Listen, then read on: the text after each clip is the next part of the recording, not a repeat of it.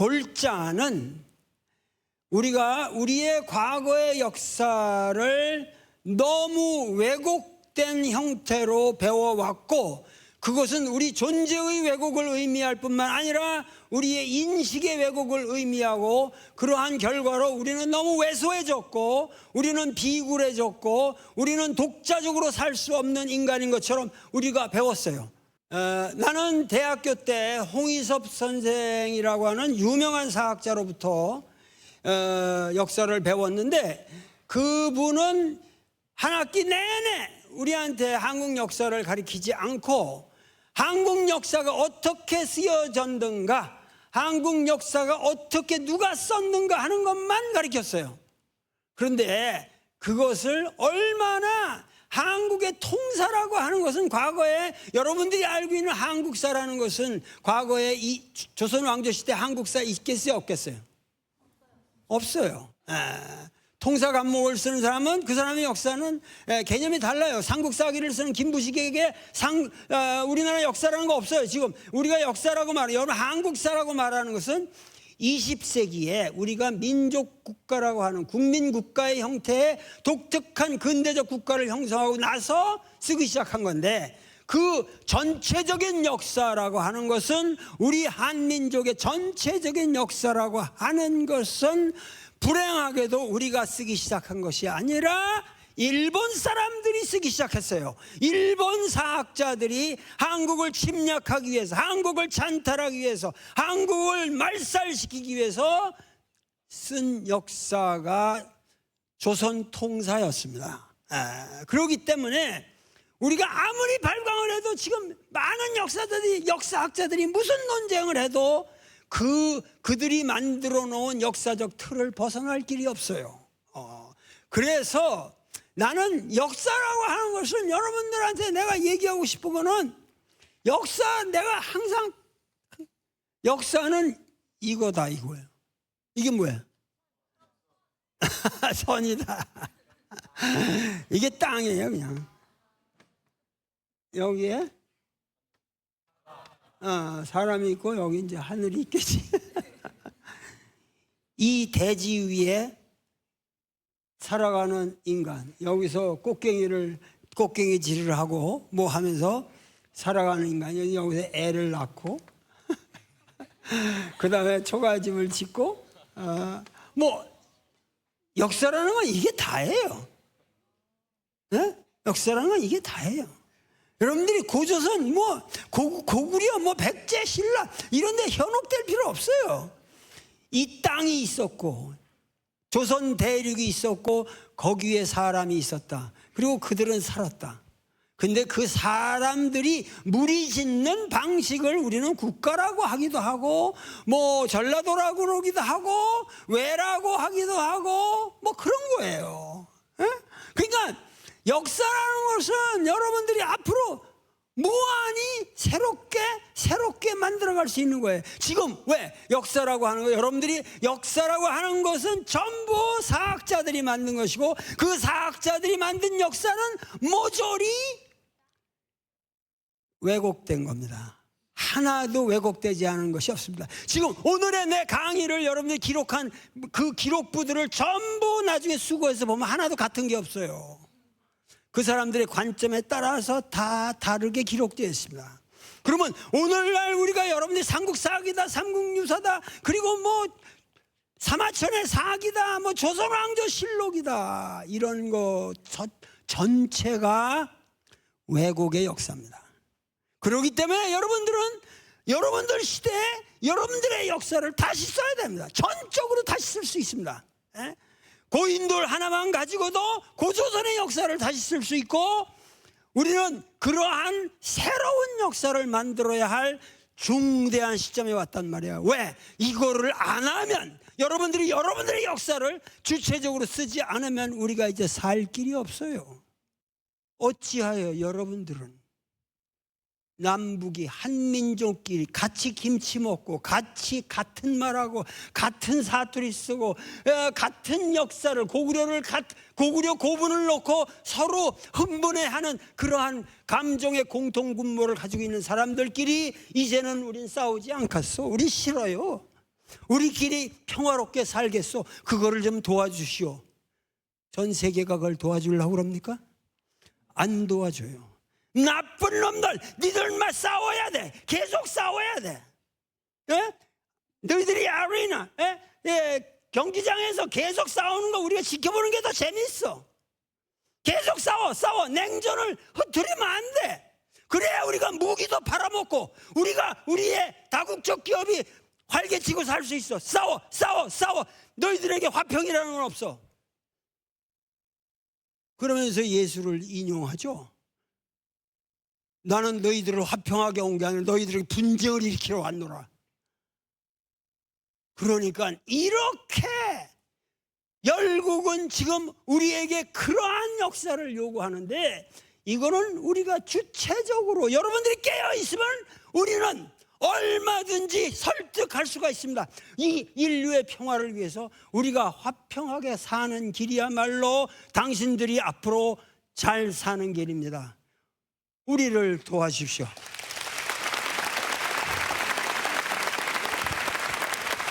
이제는 이 거짓의 역사를 더 이상 반복하면 안 됩니다. 그렇기 때문에 여러분들의 과거의 역사를 새롭게 바라봐야 되고 깨어나야 돼요. 그러려면은 고조선부터 다시 바라봐야 되고, 왜 여러분들 주변에 있는 고인돌을 왜 기자에 있는 피라미드처럼 쳐다보지 못하냐 말이야.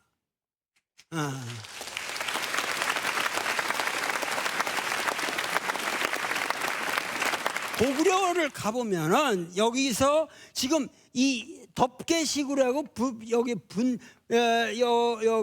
묘실을 이 안에다가 이렇게 현실을 만들고 여기다 덮개식으로 땅 위에 덮었던 이것을 탁자식은 어떻게 된 거예요? 여기다가 이거 이렇게 흙을 이렇게 파묻고 씌가지고 여기다가 이 돌을 이렇게 얹어놓은 거죠. 그러면 여기가 석실이 되는 거예요. 여기가 분묘, 여기가 실이 되는 거거든요. 그런데 이 주변을 이걸 가리기 위해서 주변에 여긴 옛날엔 잔돌들 이렇게 했었는데, 이거를 여기다가 해가지고 잔돌로 덮고 가생이를 석실로 이렇게 한 것이 이게 장군총이란 말이에요. 그렇게 가는 거예요. 고구려의 여러분들이 집안에 있는 가서 보면은 이 장군총이라는 게 이렇게 만들어지는 거예요. 근데 장군총의 규모가 작다고는 하나, 피라미드에 비해서, 기자의 피라미드에 비해서 작다고는 하나, 그 산세와 복잡한 상황을 볼 적에 그걸 날르는 조건이, 왜냐하면 나일강에다가 이렇게 돌을 실어가지고 이 평지에서 사막을 날르는 거하고 딴 데서 산성에서 돌을 캐가지고 지금 적석종이 있는 데까지 나르는 수고를 생각하면은 피라밋을 만드는 거하고 거의 같은 공력이 들어가는 거예요. 같은 공력이 들어가요.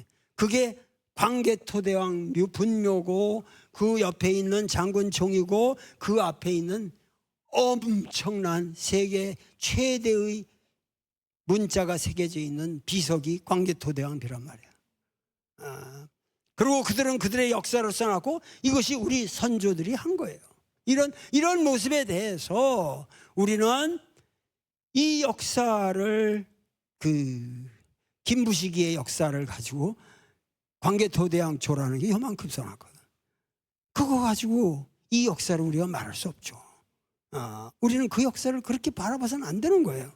그렇기 때문에 지금 내가 얘기하고자 하는 것은, 일본 사람들이 한국 통사를 쓰기 시작해서 그 과거의 역사를 전부 왜곡 날조했던 것보다도 조선 왕조를 만든 사람들이 그 이전에, 예를 들면 고려사를 쓸 적에 고려실록이라고 하는 엄청난 실록 자료가 있었는데, 매 조대별로 실록을 편찬해 왔었는데, 그거를 가지고 고려사를 편찬할 때 일본 사람이 우리나라 역사를 왜곡한 것보다 더 심각한 왜곡을 했다는 얘기야.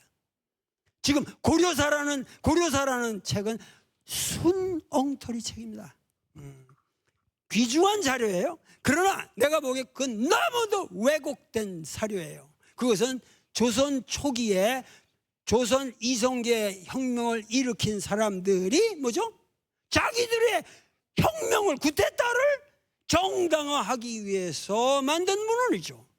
그것은 박정희가 반공을 국시로 삼고 반공 철학에 의해서 모든 역사를 왜곡하는 거하고 똑같은 거예요. 지금 그 사람들은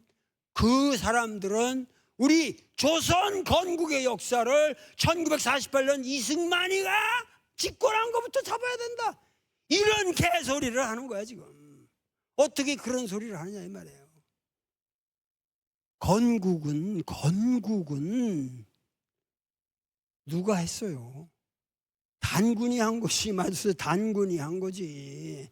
그것은 건국에 대한 문제가 아니라, 건국에 대한 디베이트가 아니라 현재 대한민국 정부를 언제 수립한 거로 보느냐에 대한 논의라면은 오케이. 근데 우리나라가 왜 일본이 우리나라를 먹었다고 그래서 일본이 우리나라를 먹었다고 해서 우리나라가 없었나? 이런 엉터리가 어디 있냐 이 말이야. 응? 3.1운동도 3.1 독립 민중, 3.1 민중 항쟁이 돼야 되는데 그거 3.1운동이라고 꼭 새마을운동처럼 알고 있잖아. 그럴 수가 없죠. 3.1운동 하나만 해도 인도의 간디며 혁명에 영향을 줬고 중국의 오사혁명에 영향을 줘가지고 신문화운동을 일으킨 위대한 우리 민중의 의거예요. 이 고조선이라는 걸 전제로 하지 않고서는 우리가 고구려 문명을 이해할 수가 없고, 그 고구려 문명의 수준이라고 하는 것은 에집트 문명에 조금 더 비하시킬 수가 없는 그러한 위대한 성과였고, 그 문명을 우리는 신라가 통일한 것이 아니라 뭐예요? 그것은 발해가 이어가지고 그대로 고구려 문명을 이어갔기 때문에 통일신라는 남북국 시대로 바뀌어야 됩니다. 당연히 그렇게 돼야 돼요.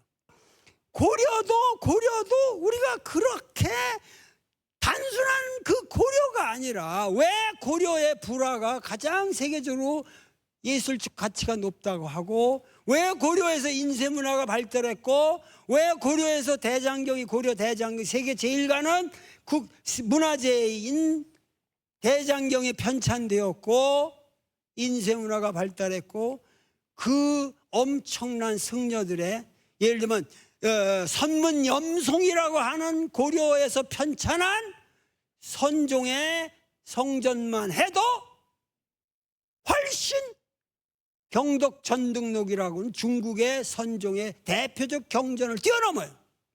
그러니까 고려는 문명국가로서 주변의 모든 문명을 뛰어넘는 그 무엇이 있었단 말이죠.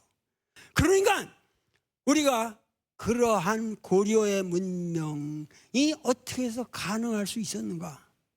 한 번 걔들은 뭐 군사를 일으켰던, 보통 50만 100만 막 이렇거든요. 여러분들 고려사를 보면은.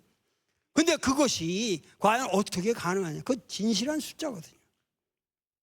그만한 대국이었고, 그 대국의 하부 구조를 유지하려면 여러분들이 역사에서 배우는 그러한 영토적 개념을 가지고 고려는 해석이 안 됩니다. 안 돼요. 우리가 알고 있는 가장 확실한 모습은 사실은 조선조의 모습이에요.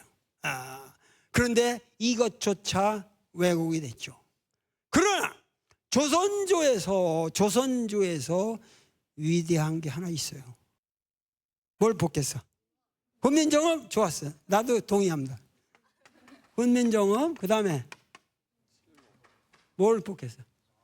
에? 뭐? 상평통보? 그 다음에 너는 뭐라고 했어? 의병. 좋았어요. 역시 나는 이순신을 꼽을 수 없다. 이순신의 저항, 그지? 이순신의 그 호남이 없으면은, 양무 호남이면은 시무국가라고 그랬잖아요. 국가가 있을 수 없다. 그 무슨 얘기인 줄 알아요? 예? 보세요. 여기가 일본 사람들이 이렇게 여기다가 동네로 1592년 4월 4월 13일 앞바다에 동네 이 부산 앞바다에 이게 몇만이야 이게 15만 군대가 배가 이거 수백 대 엄청난 이게 몰렸을 텐데 그래서 밤에 여기 와서 부산 앞바다에서 정기 다 배를 대고 잤다고. 근데 여기 부산 첨사가 이렇게 보고 이놈들이 무슨 수신사가 왔나 대책을 안 한 거야. 아무 대책 안 한 거야. 나중에 이순신 장군이 듣고 이날 저녁에 불화살을 쐈으면 적벽대전처럼 싸그리 몰살시킬 수 있는 거지. 그날로 끝난 거지. 4월 11일 13일 밤에 다 끝난 거야. 우리나라는 그렇게 방비가 없었다는 얘기야. 아무도 방비를 안 했어. 그런데 여기서 파죽지세로 들어간다고 한들 이거를 아까 말한 군대는 반드시 손자병법 제1 딱 피면은 제일 중요한 게 치중대의 문제입니다. 너무 군대 침략한다 무슨 이제 하루에 병사가 먹어야 되잖아. 그러면 지금 10만 명이 먹는다. 한 끼 먹는다. 그걸 초가집에서 걷어서 먹여? 갖고 가야 돼요. 어떻게든지 초기에 진군을 하려면. 그러면 이거는 막대한 거예요. 막대. 여러분들 그렇게 리얼하게 항상 구체적으로 사고를 해야 된단 말이야. 그러니까 이렇게 해서 가는데 이거를 어떻게 되겠어요? 이걸 따라갈 수가 없거든. 그러니까 여기서 배로 날라서 이게 배가 이게 고속도로예요. 그 당시는 육지로 간다는 육로로 식량 수송하고 이게 어려운 거예요. 마차로. 그러니까 이게 어려우니까 일로 가야 되는 거예요. 근데 여기 누가 계셨어요? 이순신 장군 만세!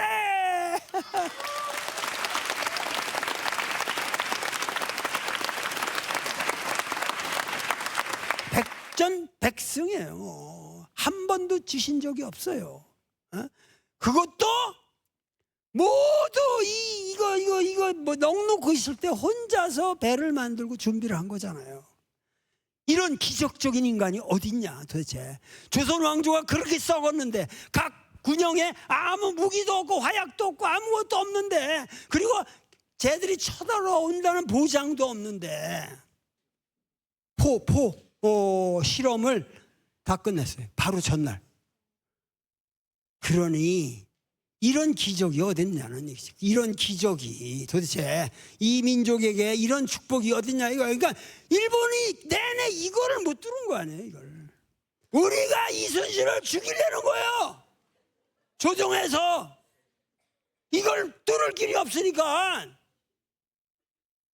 그러니까 이게 우리 역사라는 게 도와드리는 못할 망정.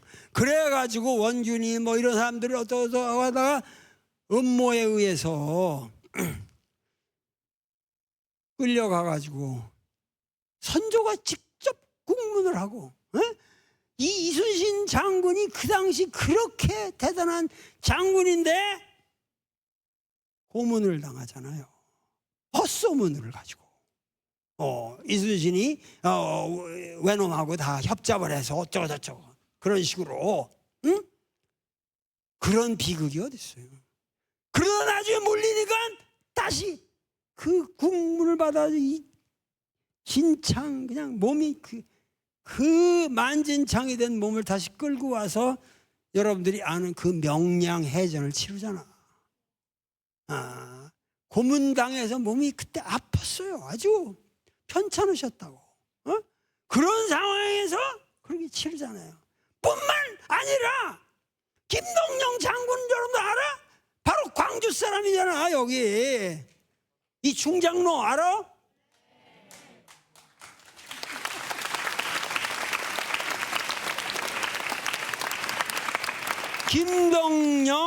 김동영 장군은 맨손으로 그냥 호랑이를 때려잡는다는 사람이야. 천하장수, 애기장수 설화가 있거든. 그 양반이. 여기다가 양쪽으로 천근 가는 철퇴를 차고 댕겼다는 거야. 이건 그게 사실이든 아니든 간에 엄청난 장군이죠. 그래가지고 의병을 일으켜가지고 파죽지세로 무적 함대처럼 그냥 진군하는데, 그 김동영 장군은 그 시대에 그래서 조정에서 이 사람을 전국의 의병 총대장으로 임명까지 하잖아요. 김동영을 총대장으로. 온갖 형태로 그 전란 속에서 뜯어먹으니까 지배계급들이. 그래가지고 민중의 그런 반란이 일어나는데, 난이 일어나는데, 이거를 오히려 진압하러 온 김동영을 또 모함해서 김동영이가 같이 모반을 했다. 그래가지고 이 김동영 같은 이 어마어마한 장수, 나의 조상이요, 내 직계 조상이요, 그걸 그냥 죽여버리잖아. 그러고 그 김동영의 장군의 그 이름을 딴 충장로에서 5.18 광주 민주항쟁이 일어나는 거 아니야 또.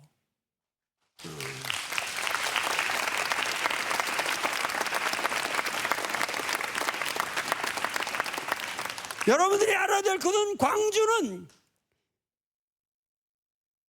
우리 민족에 있어서, 이거는 내가 저기지만 예로부터 이 나주 지역, 나주 광주 이 지역은, 이거는 가장 우리 역사, 이 조선 대륙에서 가장 어드밴스된 문명이고, 가장 여기에는 그 어떤 문화, 예술 모든 것이 집결되어 있을 뿐만 아니라 이 많은 이런 마음대로 왔다 갔다 하는 소통의 자리였기 때문에, 이 전라도라고 하는 것은 우리 민족의 하나의 뭐라 그럴까, 정의로움의 본산이라고 그럴까. 그러면서도 항상 이 민족의 그 어떠한 그 국가의 운명을 지켰단 말이죠. 일제시대 때도 여기서 뭐가 일어났어? 바로 여러분들이 광주 학생 운동이라는 것을 반드시 기억해야 됩니다. 그거는 나주에서 광주로 돌아가는데, 나주역에서 어떤 그 일본 학생들이 우리 한국 여학생들이 옛날에 머리 이렇게 땄잖아. 그 딴 머리를 막 이렇게 끄져다니면서 이 더러운 년아 뭐를 그 막 희롱을 막 한 거예요. 그러니까 그 옆에 있던 남학생들이 이 새끼가 어떻게 하자니까 거기서 싸움이 붙었는데, 일본 순사들이 와가지고 우리 애들을 막 조졌단 말이야. 그러니까는 거기서 가만히 있겠어? 나주 광주 애들이 가만히 있겠냐고. 우리 여학생들을 지키자 뭐 이러면서 그냥 거기서 대판 싸움이 벌어진 거지. 그 싸움으로 인해서 신간에 들어오지 뭐 들어가지고.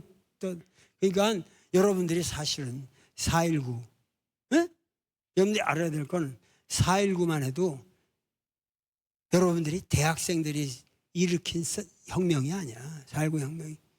알고 보면 다 고등학생들이 일으킨 혁명이에요.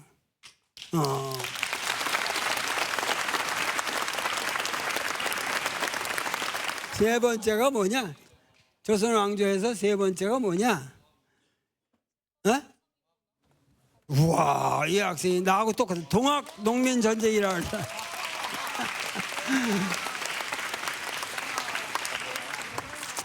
나는 이 조선 왕조에서 제일 대단한 게 이 세 사건이라고 봅니다. 이 세 사건. 이 세 사건인데 내가 한번 설명을 해볼게.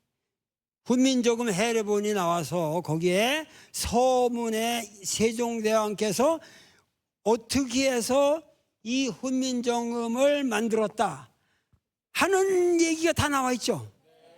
처음에 어떻게 되지? 에? 나란 말씀이 중기게 달아.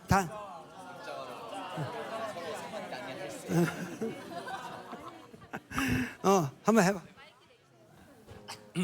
나란 말씀이 딩기게 달아 문자로 서로 삼았디 아니할세.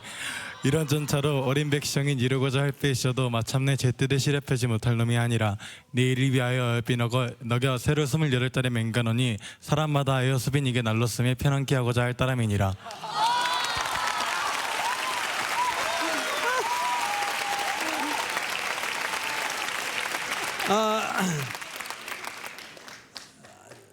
나도 다 지금 외우질 못하는데 너무 잘했어. 근데 우선 중요한 게 뭐예요? 나란 말씀이 우리 말이 중국말하고 다르다. 이 첫 한마디가 충격적인 거예요. 왜냐하면 그리고 그 체계가 지금 다르잖아요. 예를 들면 우리 말은 어떤 의미에서 지금 소리글로 표현할 때 가장 편하게 의사 표시가 되는데 중국은 뜨글이란 말이야. 그 형상을 본떠서 만든 건데 뜨글이라는 건 뭐냐면은 그 one syllable이 하나의 음절이라고 그러나 음절이 하나의 one syllable이 하나의 의미 단위가 된다는 거예요. 우리는 뭐 버지 그러면은 벌써 이것도 버지 그러면 이게 음절이 많잖아요. 음소가 이렇게 많이 나야 되는데 중국은 fu 푸 공격해라 그러면 그러지 않고 샹 이거 하나예요. 샹 어택. 그러니까 좋다 그러면 우리는 좋다인데 중국말은 뭐야? 이거 한 음절이 그거 자체가 의미소가 되는 거예요. 하나가 의미소가 되는 거예요. 그러니까 그 방식으로는 우리 말을 표현하기 너무 어려워요. 자, 봐. 가장 이 가에서 카가 이게 에스피레이션인가? 에스피레이션을 거치면은 가가 크 되잖아. 같은 계열에 그냥 이 음을 세게 이렇게 이러는 거잖아. 근데 봐, 이것은 이 음성 기관에 그러면 가가 이렇게 혀가 안쪽으로 이렇게 기역자로 진짜 하거든. 느 해봐. 느 하면 느가 이렇게 되잖아. 혀뿌리가 그러니까 혀의 모양을 디자인을 했고, 근데 봐, 여기 중요한 거는 카 그러면 페르키아 문자 영어에서는 카는 뭐가 돼? 지가 되지.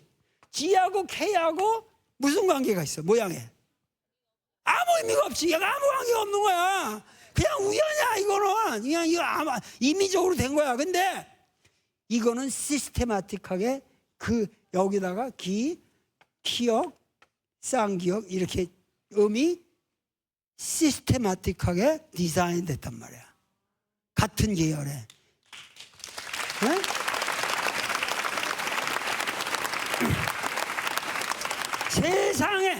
이 세상에 이렇게 위대한 방식이 없어요. 그리고 모음도 뭐죠? 이거는 하늘이고 이거는 땅이고 아까 이거는 사람을 본받았다. 그래서 이게 어떻게 돼?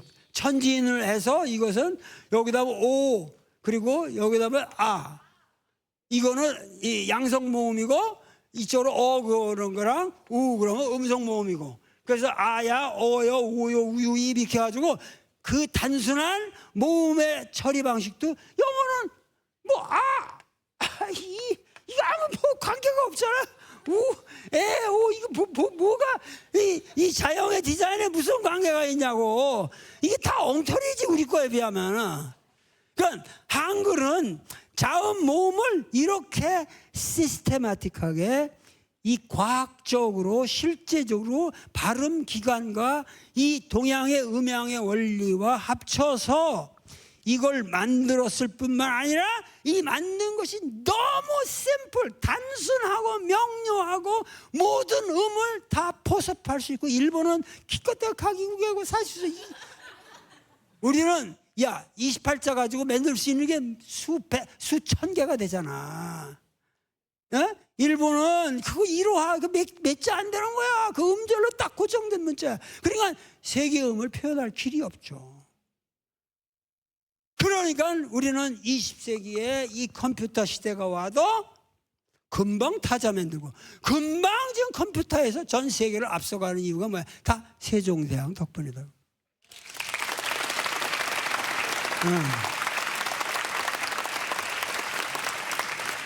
그러니까 여러분들에게 내가 얘기하는 것은 오로지 팩트, 오로지 팩트, 사실을 얘기하는 건데, 이 사실이라고 하는 것이 그저 보예스러운 사건이 아니라 전 인류에게 아무리 눈을 뒤져 해지고 봐도 이렇게 위대한 문화유산을 만든 민족은 이 세계상에 없다는 거예요.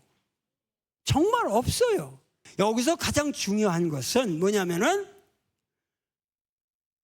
조선조 문명에서 우리가 동학의 출현이라고 하는 것이야말로 세계적으로 우리가 자랑거리로 삼을 수 있는, 이 소위 말해서 한글 창제가 이 소리글의 역사에 있어서 하나의 에포크였다고 한다면, 인류 철학 사상사에서 종교, 문학, 모든 역사 모든 걸 통틀어서 이렇게 위대한 철학적인 위협은 없었다. 동학은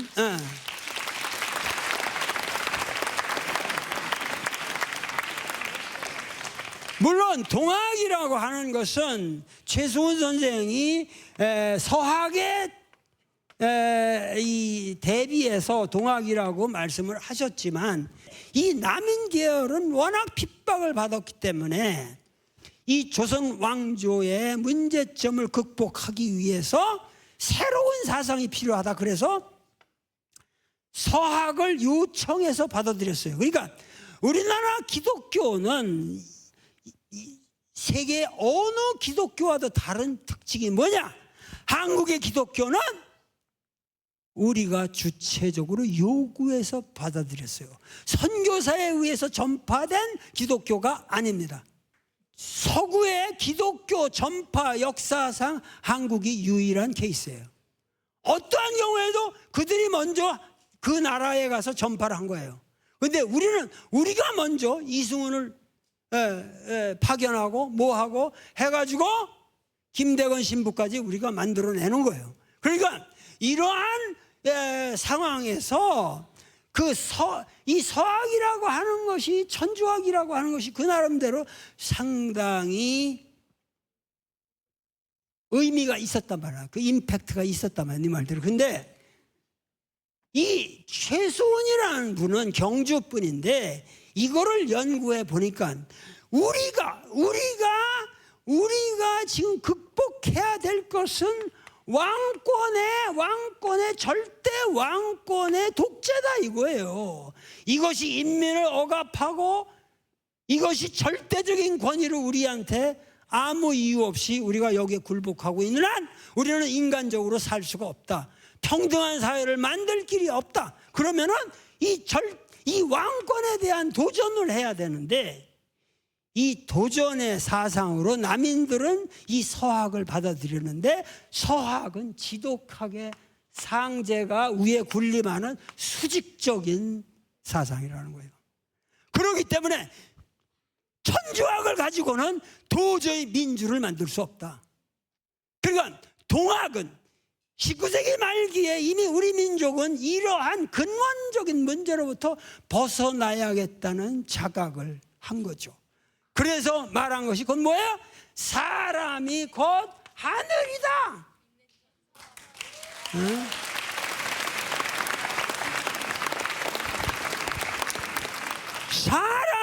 사람이 곧 하늘이다. 하느님이 따로 있는 게 아니라 예수가 사람의 아들이고 예수가 하나님의 아들이고 하나님의 아들인 동시에 사람이라고 한다면, 그게 헛개비가 아니고 귀신이 아니라고 한다면, 정말 우리처럼 밥 먹고 피 흘리고 통곡하고 그러한 예수라고 한다면, 그가 바로 하나님의 아들이라고 한다면 사람이야말로 하나님이 되어야 한다.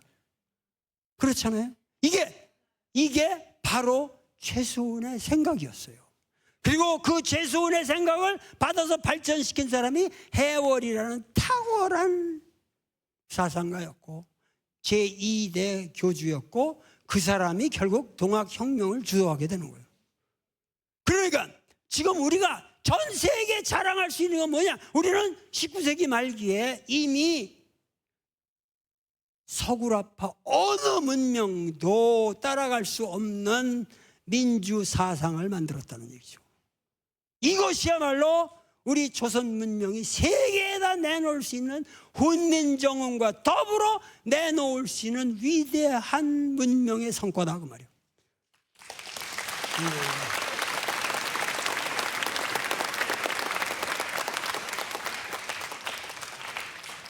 자, 여러분들은 전라도의 천년의 전라도 청춘입니다.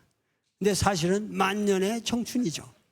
만년의 청춘이고 고인돌의 청춘이고, 그야말로 모든 이 전라도 땅에서 내려온 풍요로운 문화적 자산의 결정체입니다. 이 결정체인 여러분들이 지금부터 이제 정신 차려서 이 세계를 주체적으로 만들어 간다면, 전라도의 특징, 예로부터 전라도는 호남에서는 인물이 많이 배출됐습니다. 여러분들 가운데서 문재인과 같은 인물을 뛰어넘는 그런 많은 위대한 정치가들도 나올 것이고, 도를 뛰어넘는 학자도 나올 것이고, 위대한 예술가들도 이 속에서 나올 겁니다. 그러니까 여러분들이 오늘 나와 만나서 이렇게 위대한 시간을 가졌다고 하는 것을 인생에서 꼭 기억하시고, 끊임없이 여러분들이 노력해 주기를 바랍니다.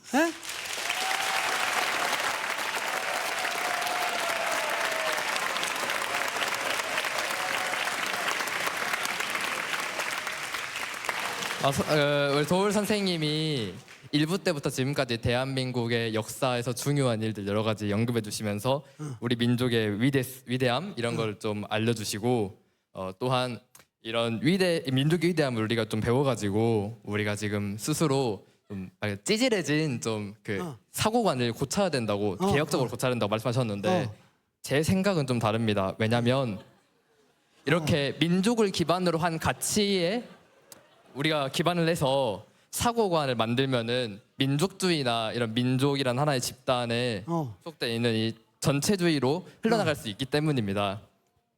이렇게 전체주의나 민족주의로 우리가 사고관이 이렇게 되면은 스스로도 이성적인 판단하는 능력이 약해지고 우리 인간성도 파괴된다고 생각합니다. 저 학생의 말이 전적으로 옳습니다. 무슨 얘기냐면은 지금 이 세계를 망치는 것은 소위 말해서 패트리어티즘, 애국주의라고 하는 것이 가장 무섭습니다. 애국주의, 우리나라의 모든 보수적 성향이라고 하는 것은 애국주의를 표방합니다. 미국이 오늘날 이 세계에서 도덕성을 상실하는 이유는 미국에 대한 애국주의가 인류를 파멸시키고 있기 때문에.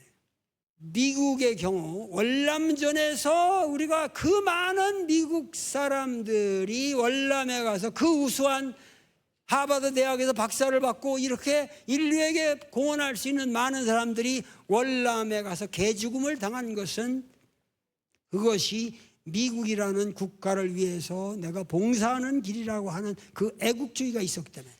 그렇기 때문에 사실은 그 사람들보다는 마리화나를 피면서 반항을 했던 히피들이 더 위대했다는 얘기죠.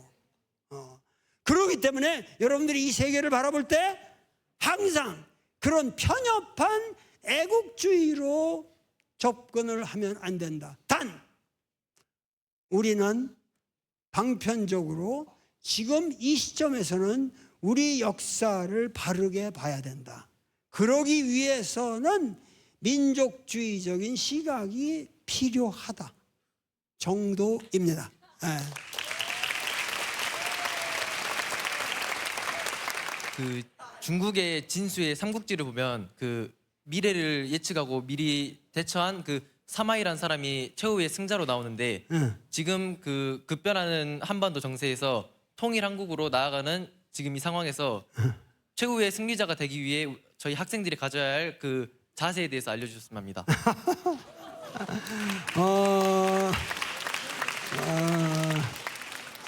결국은 지금 저 학생이 굉장히 위대한 얘기를 했는데 그 삼국지에 나오는 그 호걸 영웅이 그렇게 많아도 결국 최후의 그 결과물을 먹은 거는 사마의라는 인물이거든요. 에? 사마의라는 인물이야. 그 진정하면서 이제 위진의 진을 시작한 사람인데 저 말은 상당히 의미가 있어요. 그런데 결국은 그러한 문제에 관해서는 여러분들도 얼마든지 지금 북한의 역사에 대해서 공부할 수 있는 자료가 많습니다. 그래서 진지하게 북한 사람들이 어떻게 살아왔는지에 대한 우선 최소한의 연구를 했으면 좋겠고, 그리고 그대 자신이 사마의가 될 수 있는 길은 스스로 모색하세요.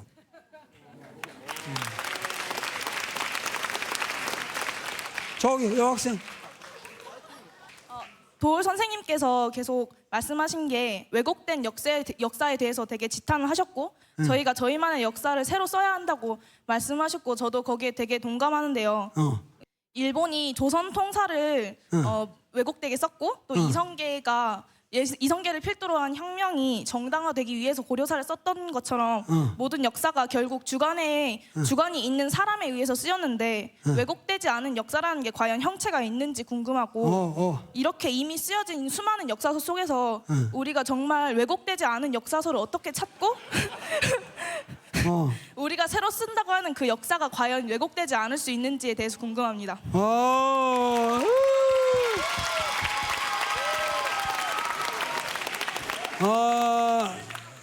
질문이 너무 좋기 때문에 이 질문으로 마감을 하겠습니다. 오늘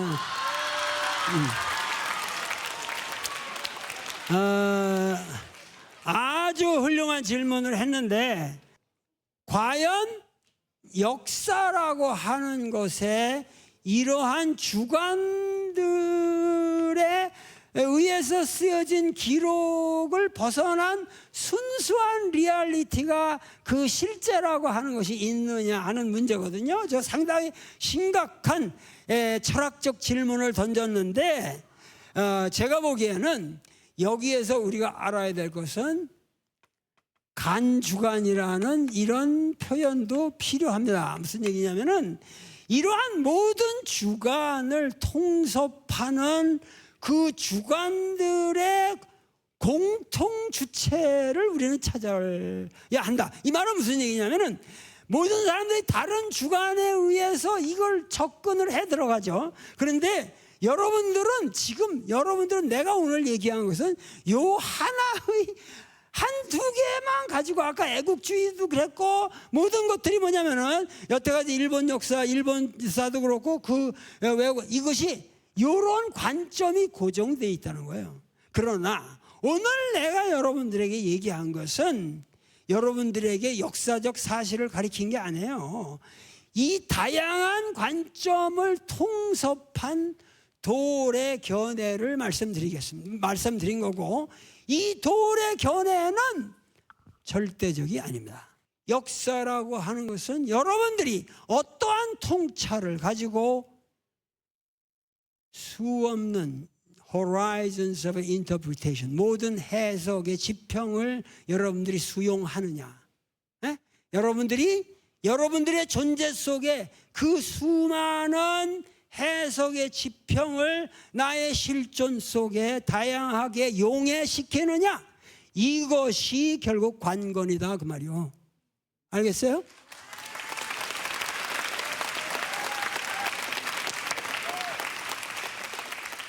여러분들은 어떠한 사람도 진리를 독점한다고 하는 자의 소리를 믿지 마세요. 어떠한 경우도 진리는 아무도 독점할 수가 없습니다. 영원히 진리는 개방되어야 하고, 영원히 토론되어야 하고, 영원히 수정되어야 하고, 그것이 건강한 우리 사회의 상식을 형성해 가야 됩니다. 그렇기 때문에 내가 얘기한 것은 내가 기존에 존재하는 독단을 깨우치러, 그거를 깨우치러 여기 나타난 것이 아니라 여러분들에게 끊임없는 열린 지평, 열린 해석의 지평을 보여주기 위해서, 그리고 그 많은 그 사고의 영역이 있다는 것, 이것을 보여주기 위해서 오늘 내가 여러분들 강의를 한 것이고, 나는 오늘 이 강의를 통해서 정말 이 호남의 청춘, 여러분들의 위대한 정신에 다시 한번 감명을 받았고, 여러분들이 오늘 나의 강의를 이 모태로 해서 위대하게 성장해 주기를 바랍니다. 감사합니다.